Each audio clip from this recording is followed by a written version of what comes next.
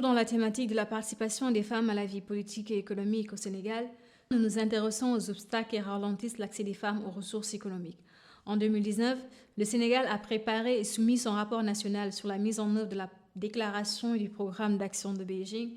Le rapport a montré les progrès considérables réalisés dans la promotion de l'égalité des sexes et l'autonomisation des femmes. Toutefois, il a aussi montré que les obstacles continuent encore à ralentir la progression des droits des femmes et que plusieurs défis doivent être surmontés. Les femmes sont toujours confrontées à des contraintes telles que l'accès à l'emploi, l'accès à la terre et à la sécurité du régime foncier, l'accès aux mécanismes de financement, l'accès aux facteurs de production et aux services de vulgarisation. Pour les hommes, le taux d'emploi est à 58,2% contre 33,9% pour les femmes. Le besoin d'emploi dans le secteur informel non agricole concerne davantage les femmes que les hommes, avec des taux respectifs de 37,4% et 19,5%.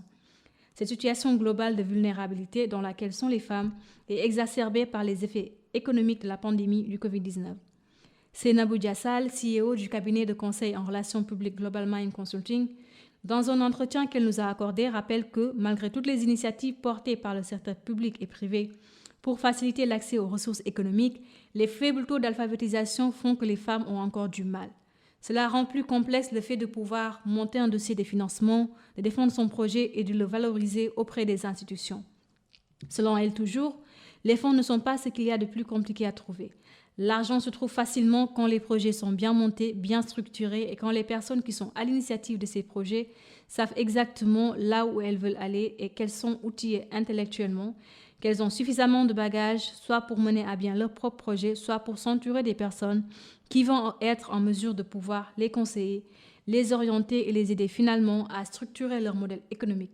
Et c'est une chose qui est fondamentale. D'où la nécessité pour permettre aux femmes d'avoir plus accès aux ressources, de sortir de la situation de précarité économique au-delà des programmes de financement, de les initier aux notions de développement personnel, de leadership, d'éducation financière. Les acteurs qui s'impliquent et qui accompagnent les femmes doivent proposer un accompagnement de qualité et ne plus se contenter juste de leur donner de l'argent. Retrouvez l'intégralité de cet entretien sur notre site www.wati.org.